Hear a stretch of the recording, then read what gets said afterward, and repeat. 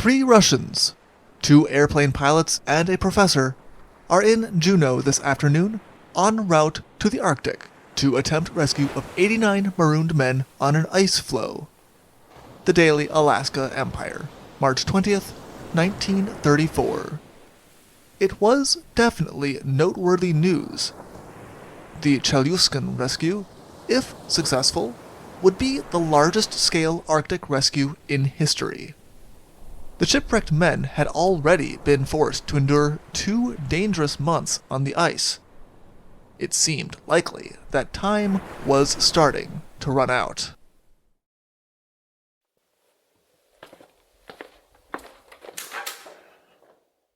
Hello, and welcome to the Shipwreck Archive. Thank you. Would you happen to have the story? The Arctic End of the Chelyuskin. Here we are. Enjoy!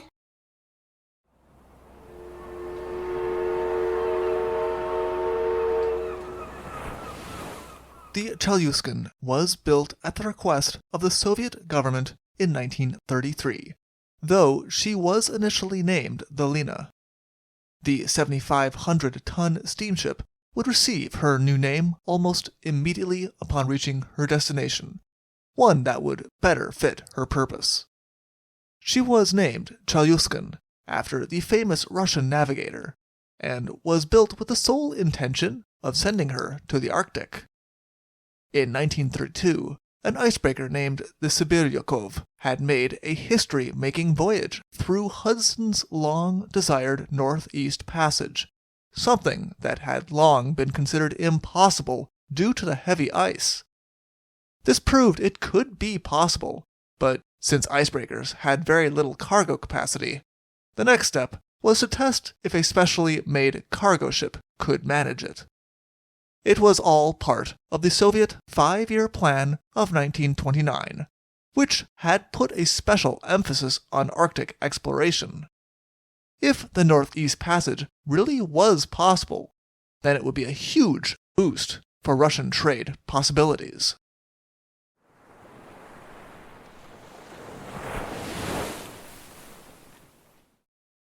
The Chelyuskin set sail from Murmansk on August 10th with 50 crew members and 62 members of the expedition. This included scientists, but it also included people who intended to join the Wrangel Island colony. This group included families. In total, there were 10 women and 1 child on board of the ship when she departed Murmansk. 4 of these women were active members of the expedition. The remainder were traveling with their husbands for the voyage.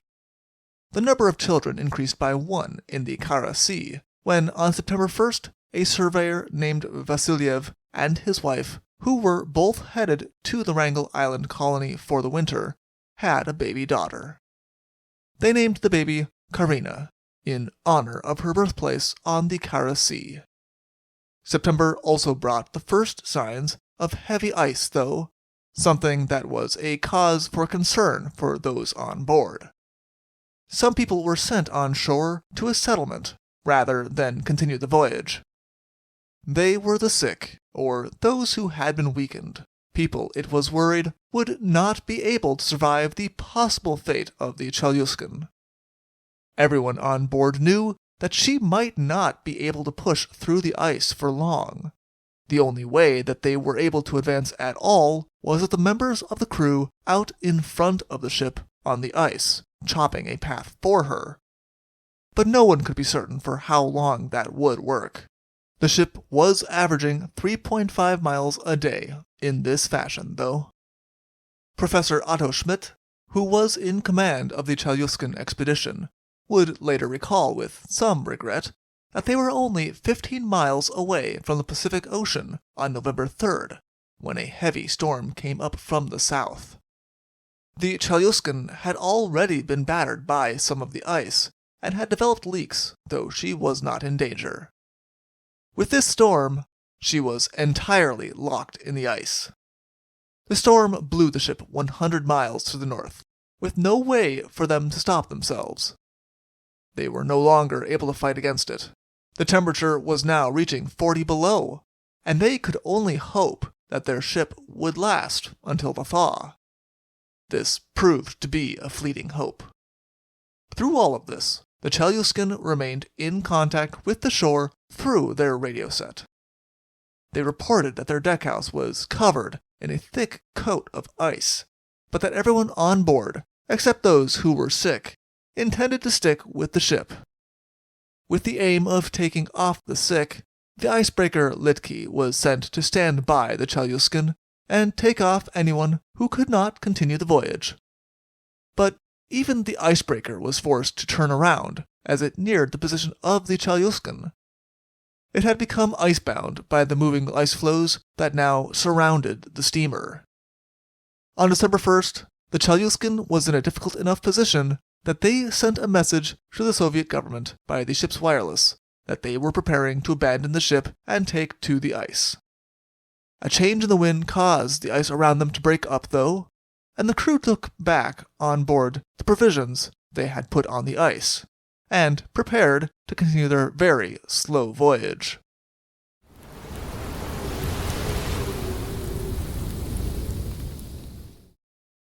On the 13th of February, a huge storm, this time from the north, hit them. The ice was now shifting, but it was shifting to bury them, accompanied by a blinding white-out blizzard. A wall of ice 30 feet tall was formed and rushed down on the ship. Fourth Engineer Mikhail Filippov was in the engine room when the wall of ice struck them. As the ice battered them, his main goal had been to get the ship's dynamo working again, so that they could get the pumps in action again. The initial shock to the ship from the ice had knocked the dynamos out of their bed. He could picture the water beginning to pour into the already leaking ship, and he rushed to get the steam dynamo back in working order. The dynamo did work again, for about 5 minutes, before it stopped again completely. At no point during that time did the pumps work. They too had been knocked from their beds by the shocks that had rocked the ship. Carrying lanterns, the engineers went to investigate just how truly bad the damage was. They were met with flying pieces of iron from the snapping ship's ribs, plates, and rivets from the force of the ice that was now crashing into them. The only boiler that had raised steam in, the port boiler, was knocked out of its bed. With this, the engineers decided that it was time to abandon their fruitless fight in the engine room. As the steam pipes broke and ripped, steam began roaring out of them, and to remain would mean burns and suffocation. As they walked out into the hall, Mikhail Filippov could see the bows of the ship had also been stove in through an open door to a cabin. An enormous ice floe was now sticking into the cabin through this hole.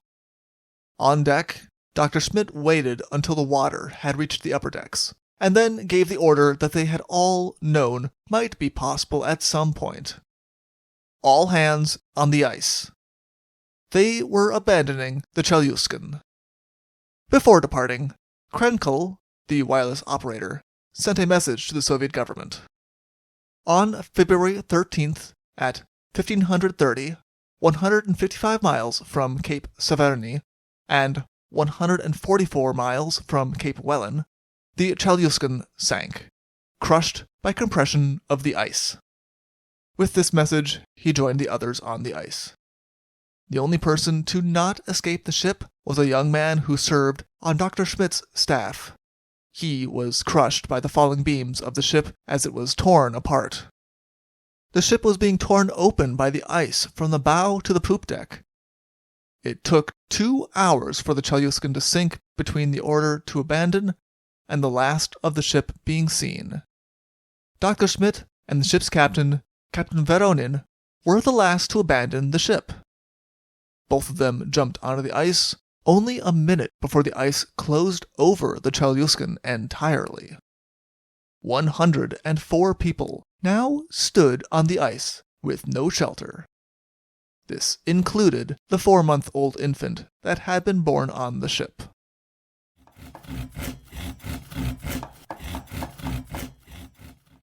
The people who had escaped the Chelyuskin had not done so empty-handed. Since they were prepared for this possibility, there had been things at the ready. In total, they had brought with them 2 months of provisions, some lumber, some tents, a wireless set with carefully protected batteries, and a small airplane. The airplane had been part of the Chelyuskin's cargo, but it was hoped that it might prove to be of some use. People defaulted to their roles in the expedition, even as the ship went down. Chelyuskin, who was the expedition photographer, struggled to film as much as he could of the sinking of the ship, even as his lens repeatedly iced over and had to be cleaned. Krenkel, the wireless operator, got to work erecting the wireless station and sent a new report to Moscow, telling of their current situation.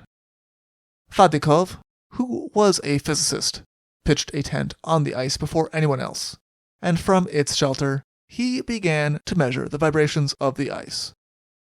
Into this tent, the women and children were soon temporarily crowded, while better shelters were erected. The tents were pitched immediately, and after their dramatic escape from the sinking ship, they all retired immediately.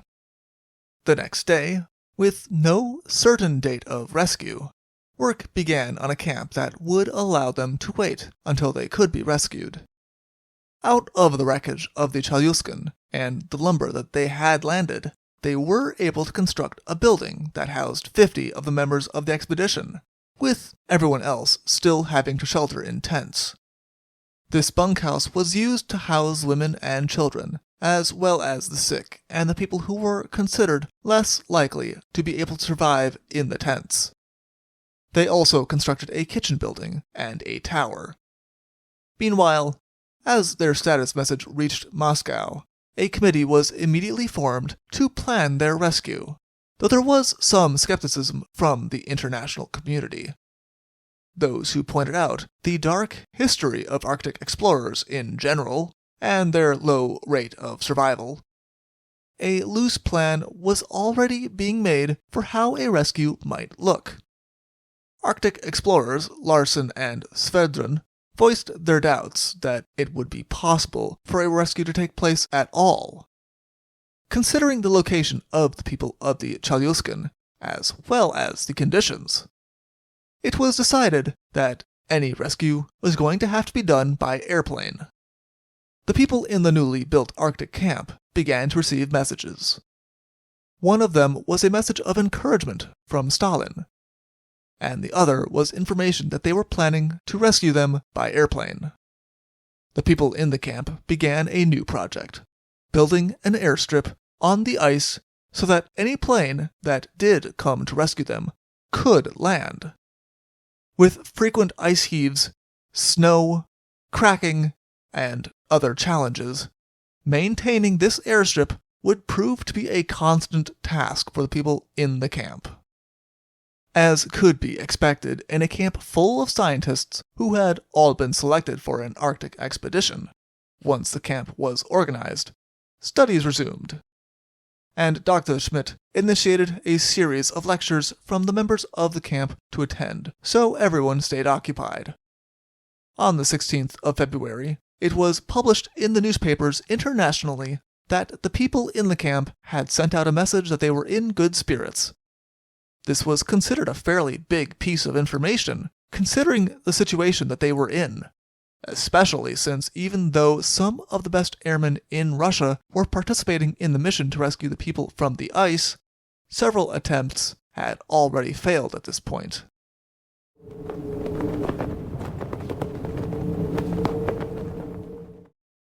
On March 5th, 1934, a pilot named Levanevsky was able to successfully land a plane on the airstrip that had been prepared.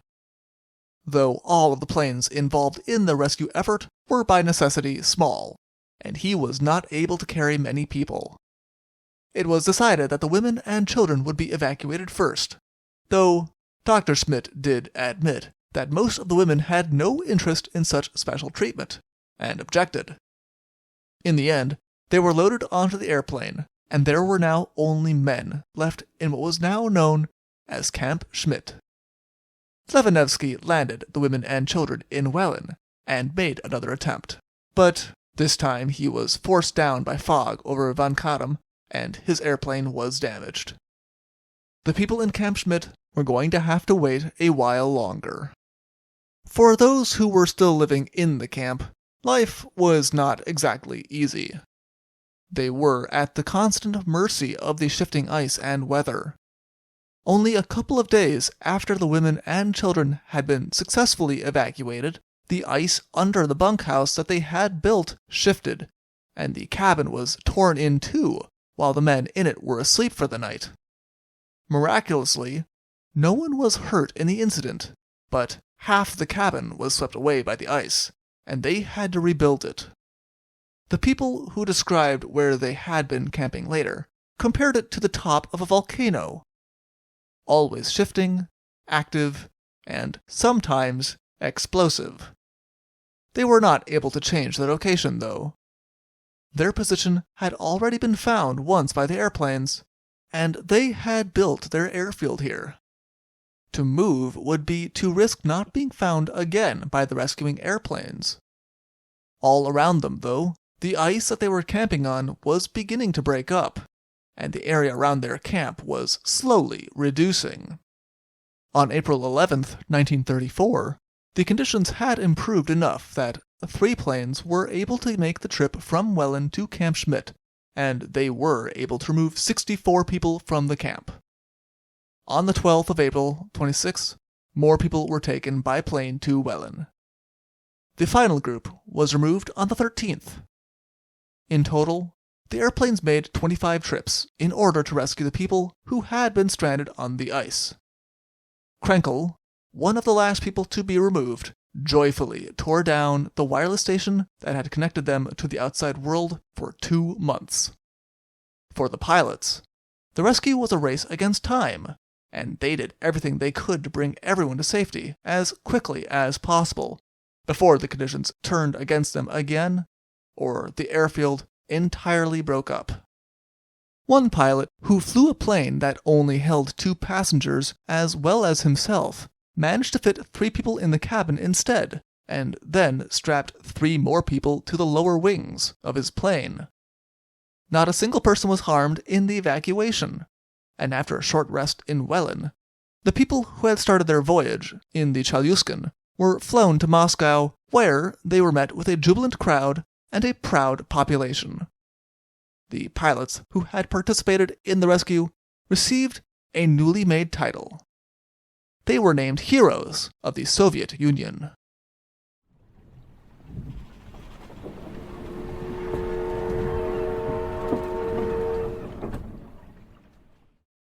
The fate of the Chelyuskin did nothing to dampen the plans for Arctic exploration in the Soviet Union. Even Dr. Schmidt, after making an international tour of lectures on his adventure, returned to his study in the area.